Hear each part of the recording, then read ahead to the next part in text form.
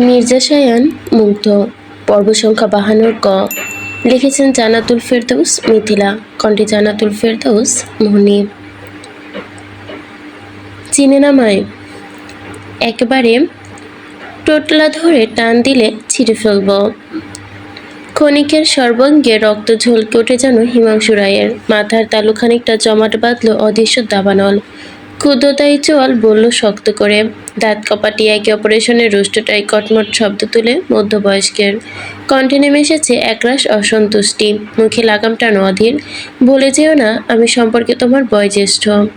সহসা সুদর্শনের তামাতে পোড়া বাদামি চোখের এবং ঠোঁটের অষ্টফুটের কোণে ছাপ ফুটল তাচ্ছিলের পিয়াংসি করা ভুরুখানা শ্লেষাক্ত ভঙ্গিতে উঁচিল খানিক।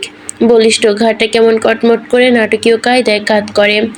বেপরা যুবক ভারী তাচ্ছিল ভরা কণ্ঠে বলে ওঠে, ও বাবা, বান্দির ছেলে বললাম বলেই হিমাংশু রায় কি রাগ করলেন? আচ্ছা থাক, রাগ করবেন না। আপনি আমার বয়োজ্যেষ্ঠ তাই না? ঠিক আছে, এই যে আপনাকে সম্মান দিচ্ছি, শুনুন। হিমাংশু রায় আমার বয়োজ্যেষ্ঠ। বয়োজ্যেষ্ঠ মাই ফুট। দাঁতে দাঁত চেপে উপচে পড়া রাগগুলো কোনো মতে সংবরণে ব্যস্ত হিমাংশু রায়। কোমরে পিঠে বেঁধে রাখা হাতখানা তার মুঠোবন্দি হয়েছে বহু আগে। বেপরোয়া যুবকের অমন বেহাল্লাপনা। কথার পিঠে কথা, মুখ্য জবাব দিতে উদ্যত হলো তিনি। ভারী পদযুগল সামান্য নাড়িয়ে চাড়িয়ে যে না এগোবেন অমনি তার বিচক্ষণী নববধূ টনক নড়ল বুঝি। দাঁড়িয়ে গেলেন পথিমধ্যে কাঙ্ক্ষিত বিজড়িত কর্তায় ঘাড় বাঁকিয়ে তাকালো হিমাংশু রায়। পরপর তার সদ্দিগ্ধ দৃষ্টিজোর একত্রে আশ্রে পড়ল অদূরে নীরবে দাঁড়িয়ে কাঁদতে থাকা মেয়ের পানে। সহসা অন্তকণে মোচড় দিয়ে ওঠে মধ্যবয়স্কের। ভুলে গেলেন রূঢ় মানবের মুখের জবাব দেওয়ার কথা। অস্থির চিত্তে তিনি তখনই পা ছুটে এগিয়ে গেল মেয়ের সন্নিকটে। আলতো করে হাত ছোঁয়ালো মেয়ে নীরুর মাথায়। নীরু কাঁদছে। কি করুণ কান্না যে তার সুর। বুক ভাঙা নীরব কান্নার আর্তনাদের প্রতিচ্ছবি মেয়েটার মুখবয়ে স্পষ্ট। মধ্যবয়স্ক খানিক ঢোক গিলেন, কণ্ঠ খাদে নামিয়ে আলতো করে শুধালেন, তুমি ঘরে যাও মা, আমাদের একটু আলাদা করে কথা বলতে হবে। ভগ্নমানবী বড্ড অজ্ঞাকারী।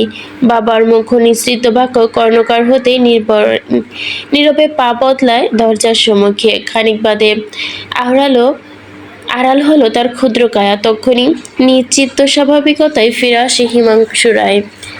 পট গটিয়ে ফের এগিয়ে এলো, এসে দাঁড়ালো মুগ্ধের সম্মুখে। রূঢ় মানব যেন দেখেও দেখল না তাকে, উল্টো ভাব ধরল ভাবলেশীন। আঙুলের ফাঁকে গুজে রাখা সিগার। হিমাংশু রায় তাকিয়ে আছে তার ওই দিকে। সিগারের শেষ অংশটুকু এক্সট্রেতে বরাবর ছুঁড়ে ফেলে আরেকটা সিগার গুজল ঠোঁটের কোণে। হিমাংশু রায় তখনও গম্ভীর। মুগ্ধ দাম্ভিকের ন্যায় লাইট ধরাতে গেলেই সম্মুখ থেকে ধেয়ে আসে হিমাংশু রায়ের চিরবিরিয়ে কণ্ঠ, তুমি জানো না, আর তুমি মানো না মানো, নীরু তোমার বাগদত্তা অধীর। অন্তত এই কথাটা তুমি এত সহজে উপেক্ষা করতে পারো না। কথাটুকু শুনল মুগ্ধ। বাঁকা হেসে আগুন ধরানো সিগারেটের শেষ ভাগ। বুক ফুলিয়ে লম্বা একটা শ্বাস নেই, ফের কাউচের গায়ে নিচের পাহাড় সম দেহটা এলিয়ে দিয়ে রাখলো রূঢ় মানব। ভ্রুক্ষেপের গলায় আওড়ালো, কিসের বাগদত্তা? হ্যাঁ, কিসের বাগদত্তা রে ওই বান্দির ছেলে? কিসের বাগদত্তা? এইটুকু একটা পুচকে বালপাকনা মেয়ে, যাকে কিনা নাক টিপে দিলে এখনো সর্দি বের হবে, সে মেয়ে কিনা আমার বাগদত্তা হবে? ওরে বান্দির ছেলে, আমার মেয়ে, আপনার মেয়ে আমার ভার সইতে পারবে? ধরতে গেলেই তো মরে ভূত হয়ে টাল পড়বে, আর তাকে বলছেন আমার বাগদত্তা? মেয়ের জন্য দরদ নেই আপনার? যুবকের এহেন বেফাস কথাবার্তায় তৎক্ষণাৎ মুখ কুঁচকে গেল হিমাংশু রায়ের। তেতো হাব ভাব কণ্ঠায় তিনি খানিকটা মৌন দাঁড়িয়ে রাখলেন সেইখানটায়। পাশ থেকে কণ্ঠ উঁচিয়ে সুদীপা রায় চিরবিরি আওড়ালে, তুমি হয়তো ভুলে যাচ্ছ অধীর, তুমি ফিরে এসে নীরুকে বিয়ে করবে এমন প্রতিশ্রুতি আমরা পেয়েছি বলেই কিন্তু আজ এই দিন দেখতে হচ্ছে। মুখভর্তি সিগারের কলুষিত ধোঁয়াগুলো রয়ে শুয়ে ছাড়ছে মুগ্ধ। এরই মধ্যে কর্তাগিনীর বাজখায় কণ্ঠ কর্ণ করে পৌঁছালো তার। তক্ষুনি অচূর্ণ অহংকার মুড়িয়ে থাকা বলিষ্ঠ ঘাড়টা খানিকটা বাঁকা করলো মাফিয়া বিস্ট। তাতেই যেন বাজ পাখি নেই দৃষ্টি ক্ষীণ। ল্যাম্পশেডের মাখন রঙা টিমটিমে হলদে আলোয় মুখে চিকচিক করছে মৃদু, মুখের বাদামি চোখ জোড়ার মণি, চোয়ালে পেশি হলো টান টান। হিমাংশু রায় ঘাবড়ালেন তখনই, তড়িঘড়ি করে স্ত্রীকে বাহাতের কবজি সন্ধি আঁকড়ে তাকে হ্যাঁচকা টানে টেনে নিয়ে এলেন পেছনে। শুধরে দেবার ভঙ্গিতে যেই না মুখ খুলবে অমনি শোনা গেল রূঢ় মানবের রুক্ষ কণ্ঠস্বর, আপনার ভাগ্য ভালো আমি এখন কলকাতার মাটিতে দাঁড়িয়ে আছি, নয়তো এতক্ষণে আপনার মতো অধিক জিপ চলা মহিলার জিপ যেত রাস্তার কুকুরের পেটে, আর মাথাটা আসতো আমার হাতে। তেতে উঠল কর্তাগিন্নি, রাগে হিতাহিত জ্ঞান শুনে নেয়, দাঁত খিচিয়ে পরক্ষণে উদ্যত হলেন কটা কটুবাক্য আওড়াতে, তবে তা হলো আর কই। পথিমধ্যে গম্ভীর স্বামীর কবজি সন্নিধি আঁকড়ে ধরল তার। তক্ষুনি থমকালেন সুদীপাড়ায়, চোখ বাঁকিয়ে তাকালেন তার দিকে, বাঁকিয়ে তাকালেন ঘাটটাও। স্বামীর চিন্তিত মুখপানে দৃষ্টি পড়তে দেখলেন মানুষটা কেমন অলক্ষ্যে নীরবে সতর্ক করছে তাকে। কর্তাগিন্নি বাধ্য স্ত্রী একপল স্বামীর মুখপানে দৃষ্টি বুলিয়ে সহসা কুলু পাটলেন ঠোঁটের কোণে। পিছিয়ে এলেন দুপা। হিমাংশু রায় এগোলো এবার, কণ্ঠ ভারী গাম্ভীর্যের ছাপ ফুটিয়ে আওড়ালো, দেখো অধীর। তৎক্ষণাৎ সরু দৃষ্টিতে সম্মুখের দিকে তাকালো মুগ্ধ, দাঁত খিচে বলে ওঠে, কি দেখব?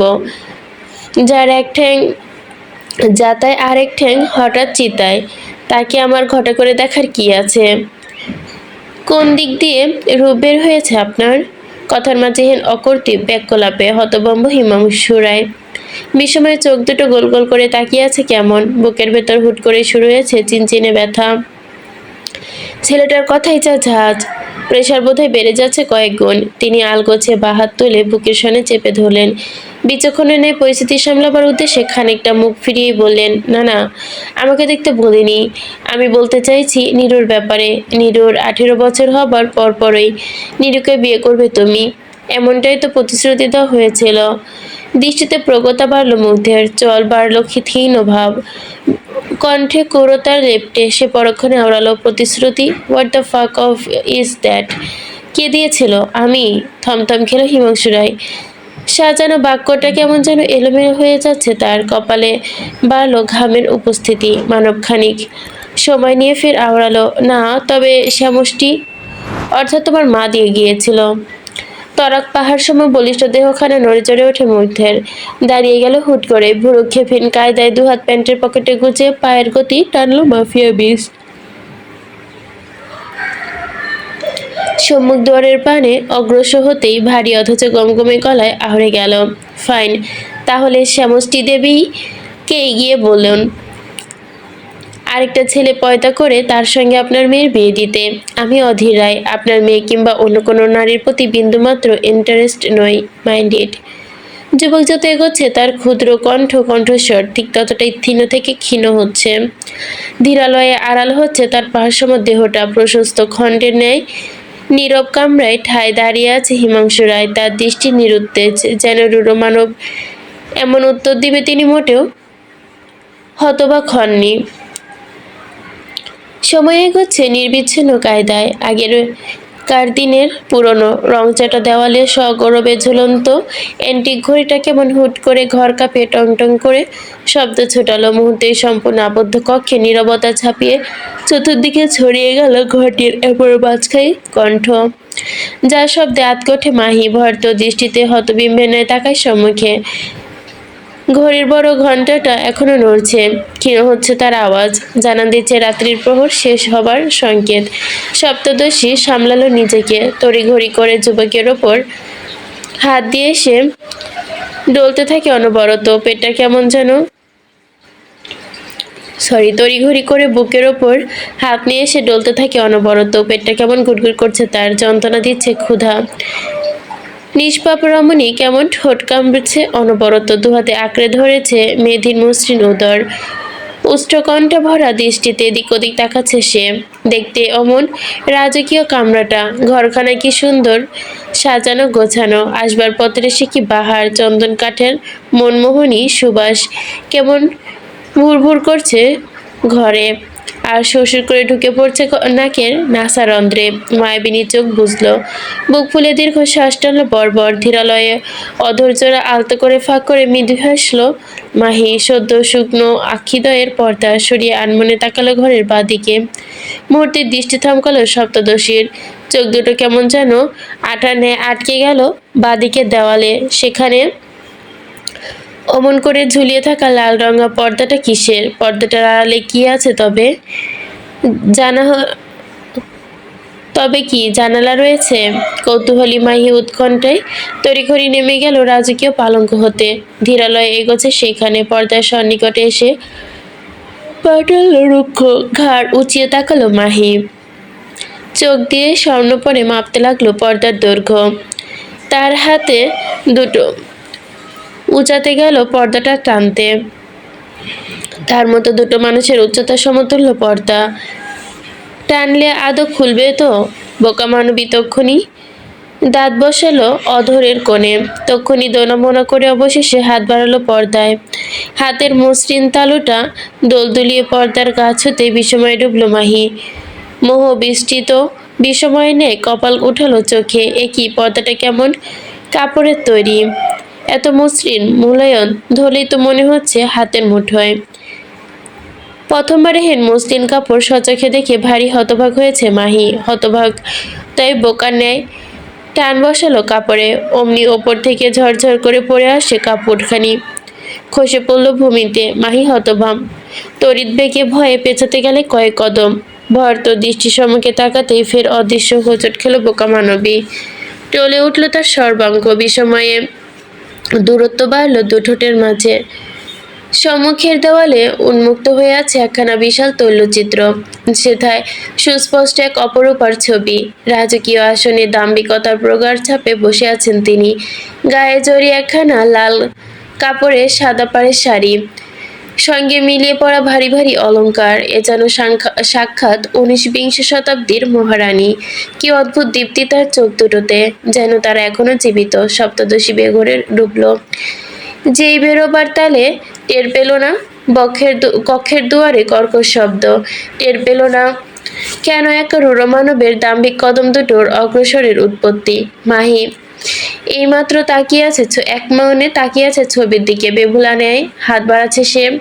ছবির কাছে হাত একটুখানি ছুঁয়ে দেবার তো তুখর লোভে। যে লোভ উঠেছে তার ছবিটা ছুঁয়ে দেখার। মোলায়েম হাত দুটো তার ছবি পাড়াই ছুঁই ছুঁই। গা অমনিতেই পেছন থেকে আচমকা ধেয়ে এলো এক পরিচিত কর্কশ কণ্ঠক্ষণ। Don't touch. কেঁপে ওঠে মাহি। হুট করেই ঘরের দেওয়ালে চির ধরায় এক ঝংকার ছবির কাছ থেকে ছিটকে আসে বোকা মানবী। আতঙ্কিত ভঙ্গিতে শরীর ঘুরিয়ে তাকায় পেছনে। অমনি তার দৃষ্টি কালো সুদর্শন বলিষ্ঠ যুবক, যিনি আপাতত সগৌরবে পায়ের ওপর পা তুলে বসে আছে সম্মুখের কাউচে। তার আঙুলের ভাঁজে আটকে আছে একখানা সিগার। জ্বলন্ত সিগারের বাদামি অংশটুকু গম্ভীর দৃষ্টিতে আনমেষীয় কায়দায় তাকিয়ে আছে মেয়েটার দিকে। মাহি ভরকায়, তড়িঘড়ি করে দাঁড়ায় সে। কোনরূপ ভনিতা ছাড়াই সন্দিগ্ধ গলায় শুধায়, আপনি কখন এলেন? যখন তুই অন্যমনস্ক ছিলি ঠিক তখন। যুবকের তৎক্ষণাৎ ভনিতাহীন প্রত্যুত্তর। তা কর্ণকর হওয়া মাত্রই চিবুক নামালো মাহি। কণ্ঠে কোনরূপ অদ্ভুত শখ এবং প্রগড়তা এনে সে প্রশ্ন ছুঁল, আপনি কি আমায় নতুন করে নজরদারি করতে চাচ্ছেন? থমকালো মুগ্ধ। থমথম তার মুখের কাছে বাড়ন্ত হাতখানা। তীক্ষ্ণ দৃষ্টিতে পরপর তাকালো সপ্তদশীর পানে। অদ্ভুত শান্ত গলায় প্রত্যুত্তরে বলল, তুই বহু আগে থেকে আমার নজরবন্দি বান্দির মেয়ে, নতুন কিংবা পুরাতন কিছু নয়। মুখবয়ে অবরোধের ছাপ উঠল মাহির। কপালের চামড়ে স্পষ্টকাতর হলো গোটাকতর ভাঁজের ছাপ। চাপা ক্ষোভে আওড়ালো, তাহলে নতুন জায়গায় এসে এভাবে হুট করেই একটা কক্ষে তালাবদ্ধ করার খুব একটা প্রয়োজন ছিল না। বাঁকা হাসল মুগ্ধ। প্রত্যুত্তর না করে অনবরত ফুঁকছে সিগার। মানবী আর দৃষ্টে দেখল তা। মুগ্ধের অমন ভুরুক্ষেপহীন ভঙ্গিমা দেখে নাকের পাটাটা তক্ষুনি ফুলল তার। দাঁত খিঁচল পরপরই।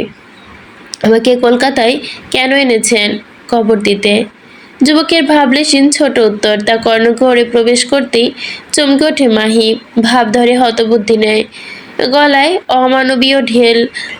মানবী কেমন গজগজ করতে করতে বলে ওঠে, রাশিয়ায় কি জায়গার অভাব পড়েছিল নির্দয় লোক, যে এখানে এনে আমায় কবর দিতে হচ্ছে আপনার? এই সমস্ত কথা উচ্চারিত করতে আপনার একটুখানিও বুক কাঁপে না? এ পর্যায়ে মাংসালো বলিষ্ঠ ঘাড়খানা বেশ কাত করল মুগ্ধ। দৃষ্টি হলো সরু, ঠোঁটের কোণে শ্লেষাক্ত ভাবভঙ্গি ফুটিয়ে নির্দয় মানব গমগমিয়ে শুধালো, উফ, বুক কাঁপে না, তবে তোকে দেখলে অন্য কিছু কাঁপে। খুলে দেখাই নাকি? কি কাঁপে দেখবি নাকি একবার? বলতে বলতে অসভ্য মাফিয়া বৃষ্টির হাত চলে গেল প্যান্টের অগ্রভাগে। তা চক্ষুগোচর হতে অতিষ্ঠ মাহি নাক মুখ কুঁচকে ফেলে গেল। লোকটার এহেন বেফাস কথাবার্তার একদম কর্মকাণ্ডে কম মাংসের গাল দুটো হালকা লাজুকতার প্রলেপ ছড়ালো মাহির। মানবীয়তা প্রকাশ করতে নারাজ, দাঁত খিচে ঝাঁঝি আওড়ায়। থামুন বেহায়া লোক, কত নির্লজ্জ হওয়া বাকি আছে আপনার। ছি ছি ছি। তৎক্ষণাৎ কপাল কোঠায় মুগ্ধ, বাম পাশের পিয়াংশি করা ভুরুটা উঁচিয়ে এনে আপনা আপনি কণ্ঠে ঢানল সগ্নিকতা। স্ট্রেঞ্জ, এখানে ইন্টিমেন্টর হওয়ার বাকি আমাদের। 18+ কিন্তু করলামই না, সেখানে নির্লজ্জ হওয়ার প্রসঙ্গ আসে কোত্থেকে? তাছাড়া এমন একটা ভাব নিচ্ছিস যেন তুই আমার কিছুই দেখিসনি। সেদিনও তো সামনে থেকে আমার পাখি। চুপ করুন। লজ্জায় কান দুটো যেন ধোয়া উঠছে মাহির। সহসা দুহাত চেপে ধরেছে দুকান, নাক মুখ কুচকে তাকিয়ে আছে মেঝের পানে। ওদিকে মুগ্ধ কেমন হতভম্ব বনে গেল মাহির এমন হুঠাৎ চিৎকারে। রয়েস হয়ে গাল বাঁকালো সামান্য, পায়ের ওপর পা তোলে কাউচের গায়ে হেলান দিয়ে বসল রুড়ো মানব। সিগার ফুঁকতে ফুঁকতে গমগমিয়ে গলায় পড়ল, এই নশ্বর পৃথিবীতে সত্য কথার দাম নেই, আজ আবারও তা প্রমাণিত হলো। মাহি দাঁত কিরমির করছে, রাগে থরথর করে কাঁপছে তার শুভ্র বদন।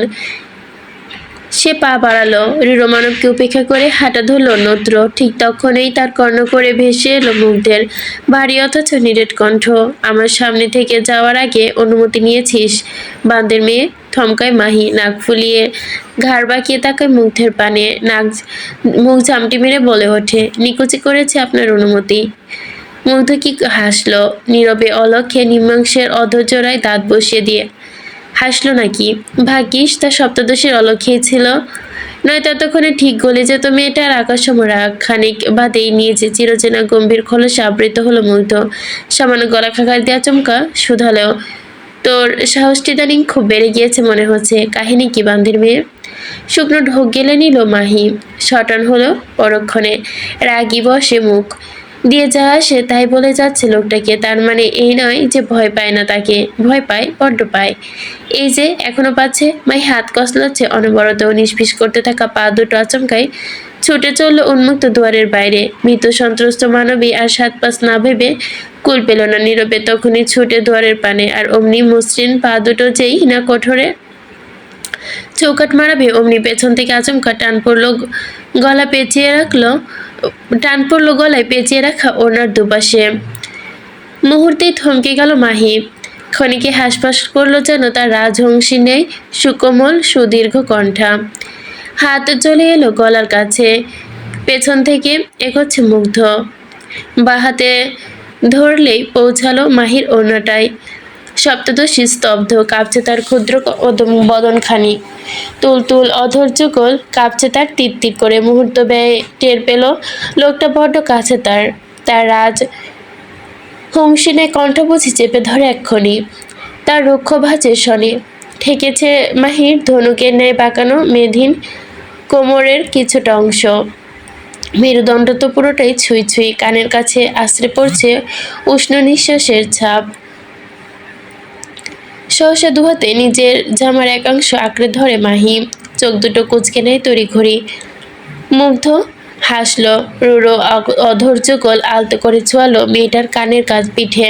তক্ষুনি সর্বাঙ্গ কেঁপে ওঠে মাহির, শিরদাঁড়া দিয়ে বেয়ে চলা নিম্নাংশের স্রোত, অদ্ভুত শৈত্যস্রোত। মুগ্ধ ধীরে ধীরে চুম্বন বাড়াচ্ছে, ছোট ছোট করে অসংখ্য আদুরে জ্বালানের কম্পন ধরাচ্ছে মানবীর মসৃণ কানে লতিতে। বেহায়া কাজগুলো অবাধে ন্যায় রেখে সে কেমন শান্ত কণ্ঠে আওড়ালো, পিচ্চি সুন্দরীদের অত উটকো সাহস থাকতে নেই। সিগনোরা, নতবা আমাদের মতো দৈত্যের নজর পড়বে তো পড়বেই। অস্থির মাহি, নিঃশ্বাসের ছন্দ এলোমেলো, তার পা দুটো নেমেছে অসরতা। মস্তিষ্ক ক্রমশ ফাঁকা হচ্ছে মনে হচ্ছে। ক্ষুদ্র বদনখানিতে বইছে বিদ্যুৎ। মুগ্ধ বোধ হয় টের পেল তা। রয়ে শয়ে ঠোঁট সরালো মাহির কানে লতি হতে। ধীরলয়ে পা দুটো পেছনের দিকেই উদ্যত হচ্ছে তার। উদ্যত মাহিকে বাধাযুক্ত করতে ঠিক তখনই তার আনমনে দৃষ্টি গিয়ে আছড়ে পড়ল অদূরে বিপরীত করিডোর পানে। তার দৃষ্টি সেদিকে পড়তে সে গা লুকালো ভীমের আড়ালে। বিচক্ষণ পুরুষ মুগ্ধ। বুঝ উঠে গেল কেউ দেখছে তাদের। ঠোঁটের কোণে আচমকা বক্র হাসি রেশ টানল রুরমানব। এক হাতে দক্ষ হ্যাচকা টানে তখনই সপ্তদশীকে ঘুরিয়ে দাঁড় করালো নিজের দিকে। এহেন আতর্কিত কাণ্ডে ভরকায় মাহি। হতভম্ব দৃষ্টি জোড়া ঘাড় বাঁকিয়ে উঁচু হতেই তারা গিয়ে আটকালো যুবকের রুষ্ট দুষ্ট মুখবয়ে। মুগ্ধ বাঁকা হাসলো। তার অমন হাসির কারণ বুঝলো না মাহি। বোধগম্যের ন্যায় তাকিয়ে থাকে চোখ টিপ টিপ করে। অতঃপর কোনরূপ আগাম সতর্ক বার্তা সংকেত ছাড়াই দুহাতে দৃঢ়তায় মেয়েটার লতানো কোমর আঁকড়ে তুলে নিল কোলে। এহেন অনায়াস টানে হ্যাচকায় হতবুদ্ধি নেয় হলো যেন সপ্তদশী। বোকা নেয় ভয়র্ত টানে পা দুটো আঁকড়ে ধরল রুরমানবের মেদিন ভিসেব ভাঁজকৃত কোমর। হাত দুটো অবলীলায় আঁকড়ে ধরল থোড়াই। অপ্রত্যাশিত অবধের ন্যায় তারা গিয়ে জড়িয়ে ধরল মুগ্ধের গলা। মাফিয়া বিষ্ট মিটমিটিয়ে হাসছে বোধহয়। মানবীর পাতলা কোমর আঁকড়ে আচমকায় অধৈর্য হলো মেয়েটার তুলতুলে অষ্টপুটে। মুহূর্তে জমে গেল মাহি। ঘটনা প্রবাহ এত দ্রুত ঘটল যে ভরকানোর সময় অবধি পাচ্ছে না সে। লোকটা হুটহাট আগ্রাসী গভীর চুম্বনে চৌকের ন্যায় আটকে গেল মাহি। ক্ষুদ্র বদনে পারছে না একটুখানি নড়তে। মুগ্ধ ব্যস্ত নিজ কাজে। বেহায়া পুরুষ গভীর চুম্বনে মূর্ত থেকে দৃষ্টি ফেলল অদূরে করিডোর পানে। পেছনে কেউ একজন আড়াল হতে দেখল তাদের। তা বোধগম্য হতেই যুবক নিজ কাজের গতি বাড়ালো। তৎক্ষণি বাহাতে রুক্ষ আঙ্গুলের ভাঁজে আলতো করে চালালো রমণীর চুলের ফাঁকে। সেখানে মৃদু টান বসিয়ে সপ্তদশীর ক্ষুদ্র মুখখানা খানিকটা উঁচিয়ে তুলে মুগ্ধ। এই মুহূর্তের জন্য অধর হতে অধর সরিয়ে তাকালো মেয়েটার চোখের দিকে। মাহির চোখ দুটো ছলছল করছে। একটু টোকা দিলে বোধহয় কেঁদে দিবে বোকা মানবী। মুগ্ধ ঠোঁট কামড়ে হাসলো খানিক। কণ্ঠ খাদে নামিয়ে আচমকা শুধালো, I wanna go for the deep kiss do I wanna go for a deep kiss. Don't you dare to stop me. অন্তস্তর কোণে কাঁপছে। সলকা দিয়ে ওঠে মাহির। অজানা ভয়ে কেঁপে উঠেছে তার ক্ষুদ্র তনু। ঠোঁট ভেঙে ফুপিয়ে কাঁদতে যাবে অমনি তার তুলতুলে অধৈর্যকল এর ওপর হিংস্রের ন্যায় ঝাঁপিয়ে পড়ল রুরমানব। ক্ষুধার্ত বাঘের ন্যায় শিকার করতে ব্যস্ত যেন সে। তৎক্ষণাৎ মত্ত হয়েছে তার মন হিংস্রাত্ম কাণ্ডে। কণ্টিল হলো বোকা মানবী। দুর্বল হচ্ছে ক্রমশ তার ক্ষুদ্র বদনখানি। দুর্বল হতে হতেই খানিক টলতে লাগলেই এক হাতে সযত্নে আঁকলে ধরে নিল মুগ্ধ। অধরের কাজ অব্যাহত রেখে আলকোছে পা বাড়ালো কক্ষের পানে। পেছন থেকে শক্ত পায়ের আঘাতে তক্ষুনি ভিজিয়ে দিল দরজার কপাট। সহসা অদূর করিডোর পানে অলক্ষ্যে দাঁড়িয়ে থাকা অগ্নি দৃষ্টি যুগল ব্যর্থ হলো কপোতির বাদবাকি উন্মাদনা দেখতে। শীততাপ নিয়ন্ত্রিত কামরা। একপাশে দিভানের কোলে বসে আছে হিমাংশু রায়। ভীষণ মনোযোগে তাকিয়ে আছে সম্মুখে টেবিল পানে। সেথায় সাজিয়ে রাখা দাবার কোট। একা একাই দুপক্ষ হয়ে খেলছেন তিনি। গুটি চালছে নিজের মতো। ঠিক তখনই কক্ষের দুয়ারে ঠেলে গটগটিয়ে ঢুকলো সুদীপা রায়। এক আকাশসম রাগে গজগজ করতে করতে স্বামীর পানে গিয়ে সে ক্ষুদ্র কণ্ঠে চেঁচালেন, অদিত তখন বলেছিল না ওর নাকি কোনো মেয়ের প্রতি বিন্দুমাত্র ইন্টারেস্ট নেই, অথচ এইমাত্র আমি নিজ চোখে দেখে আসলাম অধীর ওই মেয়ের সাথে। ছি! পয়েন্ট উল্টাটা নেই হিমাংশু রায়। গম্ভীর মুখে মন্ত্রী গুটি আগাচ্ছে সম্মুখে। এদিকে তার এহেন অপরাগ ভাবখানা দেখে ফের তেলেবাগুনে জ্বলে উঠলেন সুদীপা রায়। দাঁত কিরমির করতে করতে শব্দ করে হাত রাখলেন সম্মুখ টেবিলের ওপর। মুহূর্তেই চারপাশে স্তব্ধ হলো বেশ। দাবা গুটিগুলো নড়ে চড়ে উঠল। এক পর্যায়ে স্ত্রীর রাগান্বিত মুখপানে তীক্ষ্ণ দৃষ্টি যুগল নিক্ষেপ করতে হিমাংশু রায়। স্ত্রী তখন ফের চেঁচিয়ে আওড়ালো, কথা শুনছেন না আমার? নাকি শুনতে চাচ্ছেন না কোনটা? অত্যন্ত ঠান্ডা মেজাজে শেষ অবধি ধরে রাখতে পারলেন না হিমাংশু রায়। খানিক সময় নিয়ে আচমকা বলে বসলো, কি হয়েছে? তো কি হয়েছে? আকাশ ভেঙে পড়লো সুদীপা রায়ের মাথায়। কণ্ঠে লেপ্টে গেল হতভাগ্যতার ছাপ। তো কি হয়েছে মানে কি? অধীর একটা মেয়ের সাথে এভাবে এলোমেলোভাবে কথাটুকু শেষ করার সময় দিল না হিমাংশু রায়। তার পূর্বেই শোনা গেল গুরুগম্ভীর কণ্ঠ, বর্তমান যুগের ছেলেপেলে বলে কথা, চরিত্রে একটু একটু দোষ থাকবে, এটাই স্বাভাবিক। এছাড়াও কোনো সাধারণ নয়। ও হচ্ছে এখন রুশদি কিং, নারী ক্ষুধা থাকবেই। তবে মনে রেখো নীরুর মা, একটা পুরুষের হাজারো মাসুকা থাকলেও তার স্ত্রী হয় কেবলমাত্র একজনই, আর অধীরের স্ত্রী হবে কেবল আমার মেয়ে নিরুপমা। বাদবাকি তার হাজারটা মাসুকা থাকুক, হু কেয়ার্স? ভাই, এ ধরনের বাপ কার হয়?